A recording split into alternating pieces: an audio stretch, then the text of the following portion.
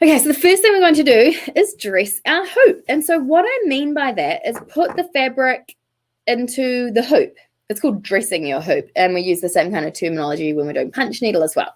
So what you want to do is grab your hoop, and I know some of you will totally know this like the back of your hand, but I'm just going to assume for the sake of the beginners, we'll cover you off. So unscrew your hoop.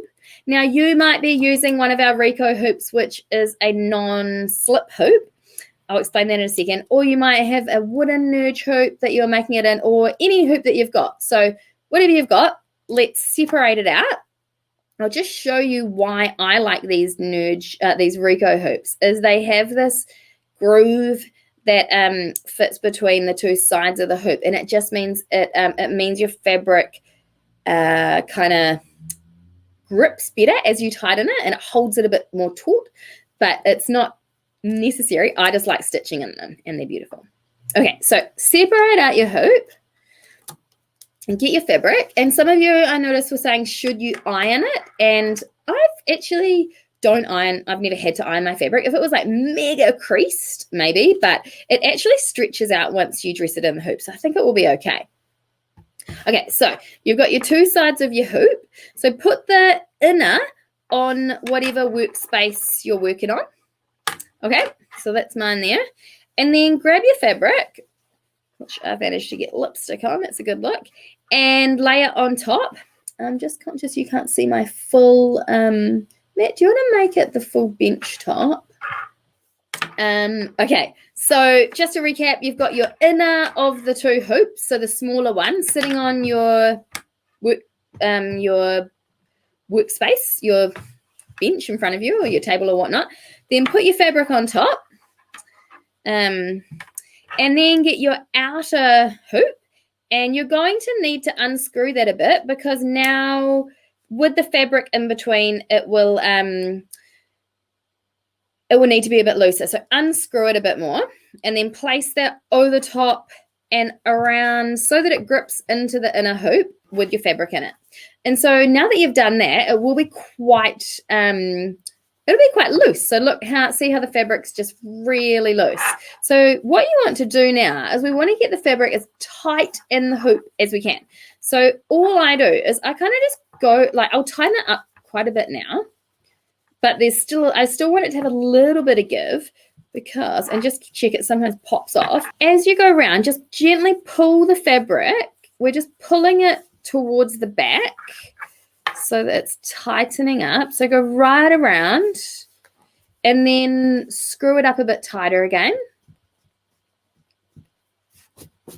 And then we're going to go around again. So I do this quite a few times until I've basically got it as tight as I think I can in the hoop. So screwing it up.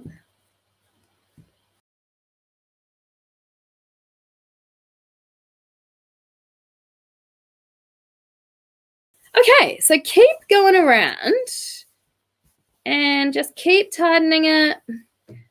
You really want to, like, every time I pull it, I'm still getting a little bit more give, that I'm kind of pulling more and more slack. So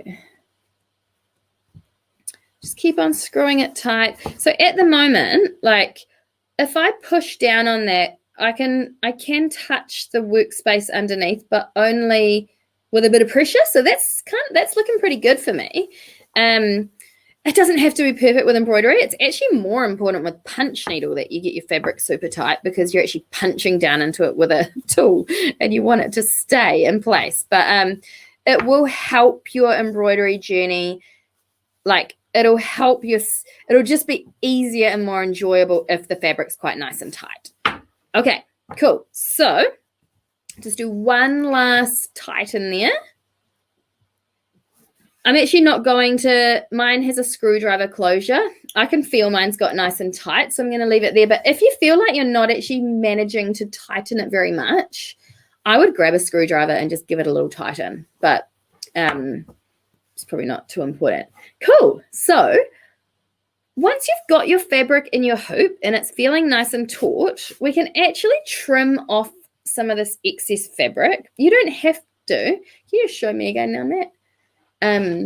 You don't have to trim the excess fabric off, but if you can imagine when you're stitching along, and I have done this so many times, what happens is this will just tuck under, and then you'll be stitching along and you'll stitch it into the back. It's so annoying. So I would recommend just going around now and trimming.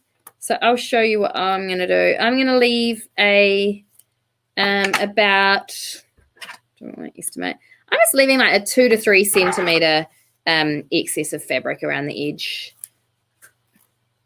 You want to leave about that because we'll actually use this excess later. We're going to hand sew it so it's all nice and tucked away at the back. But if you don't leave any excess, you're kind of you're restricting your options of how you finish it later, and glue is probably what you're going to have to use.